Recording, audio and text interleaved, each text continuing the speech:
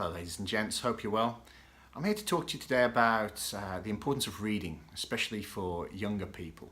Now before everyone gets defensive again, just let me reiterate, this is not one of those propaganda from the government videos or pamphlets. It's going to tell you how horrible you are because you don't buy your kids books every Christmas, and how you should throw away the PlayStations and the iPads and all the rest of it because they're polluting your kids' minds or whatever. I'm not a big fan of all that stuff, so you won't get or hear any of that stuff from me. Every kid's different, not every kid's a natural reader, and not every kid is particularly interested in reading. So yeah, there's only so much you can do, and if that's the case, I certainly don't think we should be throwing insults around because of this topic. But the truth is, there are some practical elements and problems that emerge from kids not reading so well. There's definitely been a shift, I would say, over the last 15 to 20 years about how much importance we seem to put on this in education. Maybe not the education system, because they still push people to read, but the general level of reading seems to have just gone down, and the quality of writing suffers as a result. Now, a little quiz for you. I'll give you 3 activities that I give to young learners and see if you can guess which one they hate the most. 1 is grammar exercises, 2 is creative writing exercise, and 3 is speaking in front of the class. All right, see if you can guess which one would be like the eye-rolling, oh God, do we have to do that sort of activity. And you'd be shocked to know that most of them love doing the grammar because it's just following a system. Most of them are quite comfortable speaking in front of the class because they know each other anyway from school. But they all roll their eyes when it comes to doing a creative writing piece. I normally give them a list with a few things like a castle and, I don't know, a knight and a wizard or something. Say, look, give me 200 words. Create something using these words. And they roll their eyes and they just go, oh, Tom, really? We have to be creative? I don't feel creative. I don't know. We never read this stuff. I've never read it. And yeah, it shocks me, because I remember when I was a kid and we had those activities, we were like grinning at each other because it was almost like a free session. All right, we just write some ridiculous story and we could just invent stuff, pull it out of the air or whatever. And that seems to have gone. There's certainly a lack of creativity, which I do believe stems from you know, kids just not reading enough. So I would encourage anyone out there, I mean, look, the preachy government stuff is too much, but I would certainly encourage people to push their kids into reading a little bit more. Maybe, you know, in addition to the technology that they get for Christmas this year, maybe a book could be slipped in there as well, and just say, look, when you get a moment, have a look at this, you might find it interesting. Stuff like Harry Potter is really popular.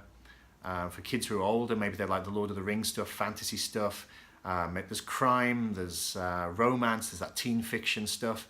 There's loads of stuff out there which people will, you know, if they can spare an hour or 30 minutes every day or even less, they could sit down and just read a little bit.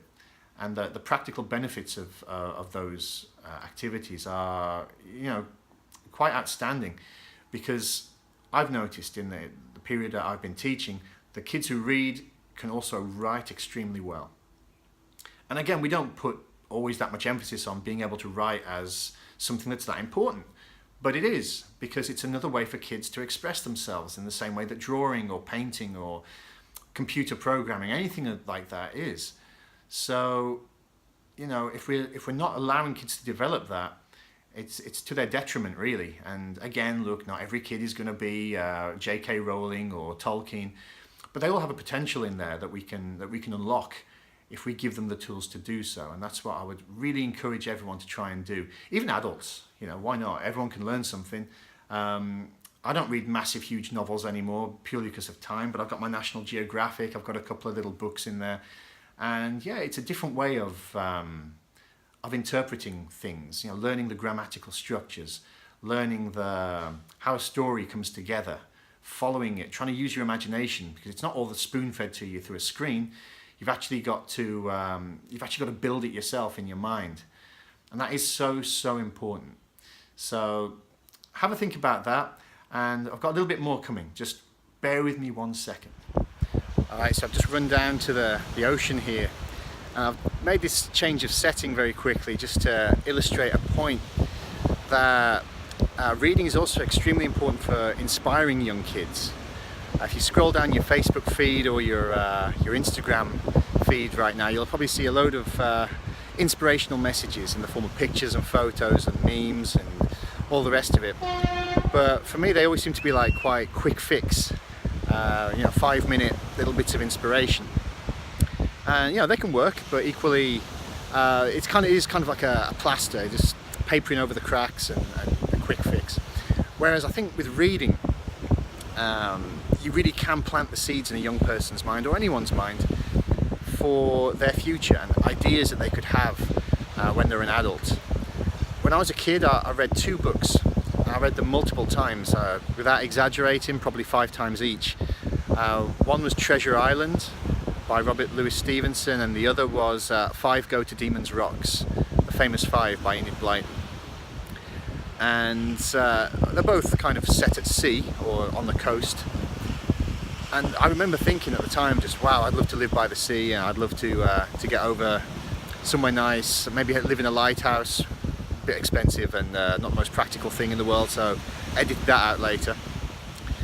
But all through kind of later life, later on in life, I found myself kind of just not content in any of the stuff I was doing. There's like a little buzzing going on in my head, and I just thought, well, what do I need to do to stop this? And it wasn't until that I came down here and started living next to the sea that I kind of quietened down a little bit. I mean, there's still, look, life isn't perfect. I'm not here to try and tell you that, just pack up and leave and live next to the sea and everything will be perfect. But each person has their own kind of internal mechanisms working that will be satisfied if they can achieve something in their life. For me, it was this. I mean, it's not going to be the case for everybody.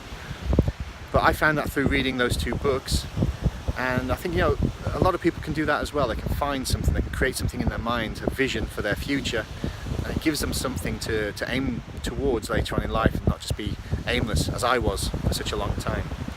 So again, just consider that for about the topic of this reading for youngsters and for adults as well, because it is pretty important. Well, that's all from me today.